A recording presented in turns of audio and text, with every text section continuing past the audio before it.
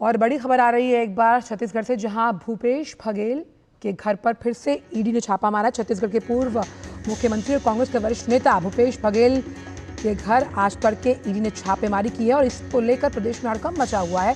भिलाई में भूपेश के घर पर ईडी ने छापा किया है और शराब घोटाला और कथित जो आर्थिक अनियमितताएं रही हैं उस मामले को लेकर ईडी ने ये बड़ी कार्रवाई भिलाई स्थित उनके निवास पर की है।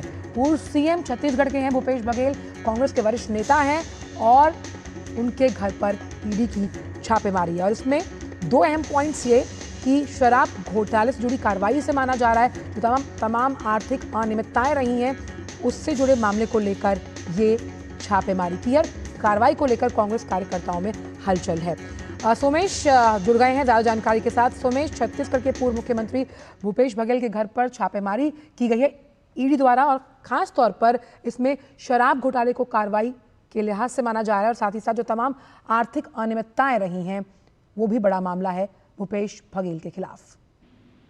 चल आपको मैं बताना चाहूंगा, जो छत्तीसगढ़ के पूर्व मुख्यमंत्री रह चुके हैं भूपेश बघेल के निवास पर प्रवर्तन निदेशालय यानी ईडी की कार्यवाही चल रही है। आज सुबह से ईडी की टीम उनके निवास भिलाई स्थित निवास पर पहुंची है और जिसमें छत्तीसगढ़ की राजनीति में खड़कम मचा हुआ है क्योंकि एक बार फिर से ईडी ने उनके निवास पर दबिश दी है। तो बताया जा रहा है कि छत्तीसगढ़ में जो कथित शराब घोटाला हुआ था और धन शोधन अधिनियम मनी लॉन्ड्रिंग के जुड़ी से इसके तहत कार्रवाई की जा रही है। फिलहाल उनके निवास पर ये कार्रवाई चल रही है और जो ईडी के अफसर है, हालांकि इस पर किसी भी तरह का आधिकारिक बयान उनके द्वारा जारी नहीं किया गया है। दूसरी तरफ आपको बताऊं, जो आज ये कार्रवाई चल रही है, कार्यकर्ताओं में यहाँ पर हलचल भी तेज हो गई। बड़ी संख्या में जो कांग्रेस के नेता समर्थक भी यहाँ पर पहुंचे हुए हैं और भूपेश बघेल के निवास के आसपास जो सुरक्षा बल जो पहुंचे हुए हैं, सीआरपीएफ की टीम पहुंची हुई है, कड़े सुरक्षा के इंतजाम भी किए गए हैं। दूसरी महत्वपूर्ण आपको बात बताऊं, पूर्व सरकार के 5 साल के कार्यकाल के दौरान कई बड़े घोटाले हुए थे, उनकी जांच केंद्रीय एजेंसियां और राज्य एजेंसियां कर रही हैं और एक एक कर सभी दोषियों पर कार्रवाई हुई। कई लोग जेल भी दाखिल हुए। तो छत्तीसगढ़ में शराब घोटाला ही नहीं हुआ था, राज्य में जो छत्तीसगढ़ में जो राज्य सरकार का डीएमएफ घोटाला हुआ था, महादेव सट्टा ऐप घोटाला हुआ, तेंदुपत्ता घोटाला हुआ, जैसे मामलों की भी जांच यहाँ पर पीओडब्ल्यू करे, जिनमें किसी भी तरह की संलिप्तता सामने आने पर दोषी पर सख्त कार्रवाई हुई है।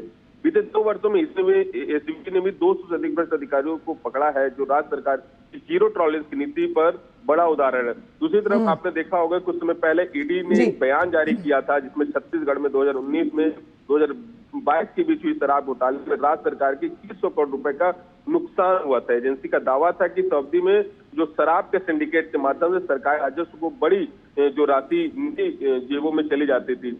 और आज जो बड़ी कार्रवाई चल रही है, जो पूर्व मुख्यमंत्री छत्तीसगढ़ के रह चुके हैं भूपेश बघेल, उनके भिलाई निवास पर ये चल रही है। दूसरी जो कार्रवाई इसमें एक बहुत बड़ी बात सामने ये भी है सोमेश, निवास में भी कार्रवाई हुई थी और उनके ऊपर भी आरोप था जिनके कई रिव्यू और उनके ठिकानों पे भी। जी सोमेश, लेकिन एक चीज और समझना चाहेंगे क्योंकि जो कांग्रेस कार्यकर्ता हैं वो हलचल में हैं, कहीं ना कहीं रोष भी है और जो बेटे हैं भूपेश बघेल के वो भी कहीं ना कहीं पीएमएलए के अंतर्गत उनसे भी पूछताछ हुई थी और शराब घोटाले को लेकर किस तरह से मनी ट्रेल उसे स्थापित करना, उसको एस्टैब्लिश करना एक बड़ा चैलेंज हो सकता है ईडी के लिए।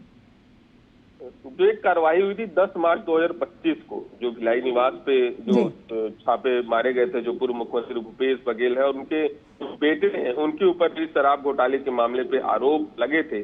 फिलहाल सारे मामलों की जांच ईडी प्रवर्तन निदेशालय कर रही है। अभी स्पष्ट रूप से कुछ ही नहीं बताया। हालांकि आज जिस तरह से पूर्व मुख्यमंत्री भूपेश बघेल के यहाँ पहले भी केंद्रीय एजेंसियों को लेकर जो पूर्व मुख्यमंत्री भूपेश बघेल उन्होंने कहा था कि राजनीतिक षड्यंत्र बता चुके थे और साफ तौर पे उनका यह भी कहना था कि उन्हें जबरन परेशान किया जा रहा है। तो कहीं ना कहीं आज जो ईडी की जो कार्रवाई है राज्य में राजनीतिक तापमान को बढ़ा सकती, खासकर ऐसे समय में जब विधानसभा सत्र का अंतिम दिन है और विपक्ष सरकार का दबाव बढ़ा रहे हैं। आने वाले दिनों में यह मामला संसदीय बहस और सड़क दोनों पर दिखाई देगा। जी बहुत बहुत शुक्रिया सोमेश इन तमाम जानकारियों को हमसे साझा करने के लिए। आगे बढ़ने से पहले वक्त एक छोटे से ब्रेक का है।